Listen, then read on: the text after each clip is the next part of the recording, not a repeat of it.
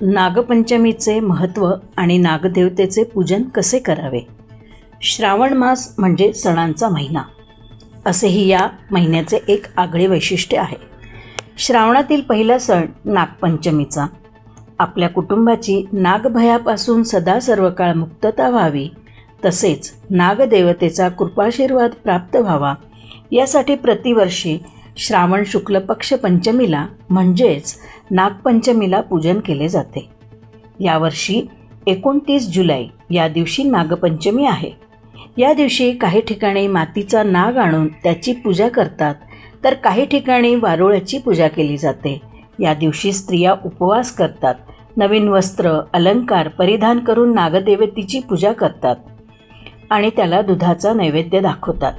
या दिवशी काही चिरणं कापणं वर्ज्य मानलं जातं।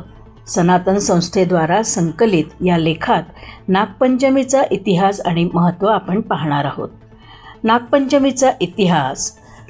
सर्पयज्ञ करणाऱ्या जनमेजय राजाला आस्तिक नावाच्या ऋषींनी प्रसन्न करून घेतले।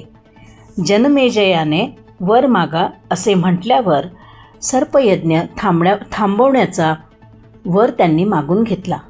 जनमेजयाने सर्पयज्ञ थांबवला। तो दिवस होता पंचमीचा।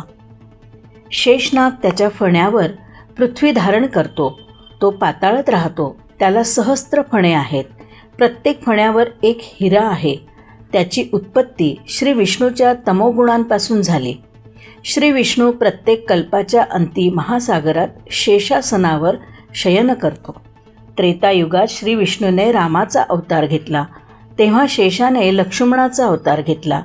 द्वापार आणि कली या युगाच्या संधी काळात कृष्णाचा अवतार झाला, त्यावेळी शेष बलराम झाला। श्रीकृष्णाने यमुनेच्या डोहातील कालिया नागाचे मर्दन केले। तो दिवस श्रावण शुद्ध पंचमीचा होता। 5 युगांपूर्वी सत्तेश्वरी नावाची एक कनिष्ठ देवी होती। सत्तेश्वर हा तिचा भाऊ होता। सत्तेश्वराचा मृत्यू नागपंचमीच्या आदल्या दिवशी झाला। सत्तेश्वरीला तिचा भाऊ नागरूपात दिसला, तेव्हा तिने त्या नागरूपाला आपला भाऊ मानला।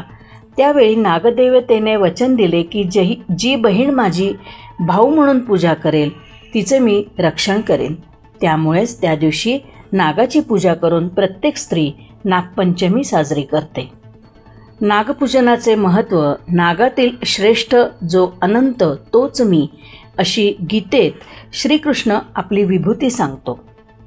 अनंत वासुकी शेष पद्मनाभम च कंबलम शंखपालम धृतराष्ट्रम तक्षकम कालियम तथा। अनंत वासुकी शेष पद्मनाभ कंबल शंखपाल धृतराष्ट्र तक्षक आणि कालिया या अशा 9 जातींच्या नागांची आराधना करतात। यामुळे सर्पभय उरत नाही आणि विषबाधा होत नाही। नागदेवतेचे पूजन कसे करावे। नागदेवतेचे चित्र काढणे। हळद मिश्रित चंदनाने भिंतीवर अथवा पाटावर नागाचे चित्र काढावे आणि त्या ठिकाणी नागदेवतेचे पूजन करावे। अनंतादी नागदेवताभ्यो नमः हा नाममंत्र म्हणत गंध पुष्प इत्यादी सर्व उपचार समर्पित करावे। षोडशोपचार पूजन। ज्यांना नागदेवतेची षोडशोपचार पूजा करणे शक्य आहे त्यांनी षोडशोपचार पूजा करावी।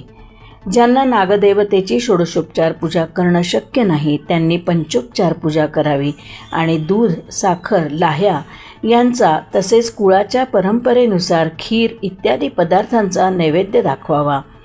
गंध हळद कुंकू पुष्प दुर्वा तुळशी बेल धूप दीप आणि नैवेद्य या क्रमाने पूजा करावी।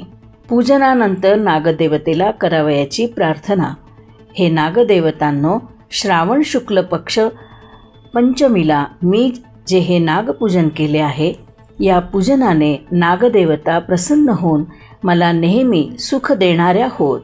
हे नागदेवतांनो, मी जे हे पूजन केले आहे त्यात अज्ञानाने व अजाणतेपणे काही उणे अधिक झाले असल्यास मला क्षमा करावी। तुमच्या कृपेमुळे माझी सर्व मनोरथ पूर्ण होत आहेत। माझ्या कुळामध्ये कधीही नागविषापासून भय उत्पन्न होऊ नये अशी आपल्या चरणी प्रार्थना आहे. संदर्भ सनातन संस्थेचा ग्रंथ सण, धार्मिक उत्सव आणि व्रते, संकलन श्री दत्तात्रय वाघुळदे, सनातन संस्था. निवेदन सुनीता साखळीकर.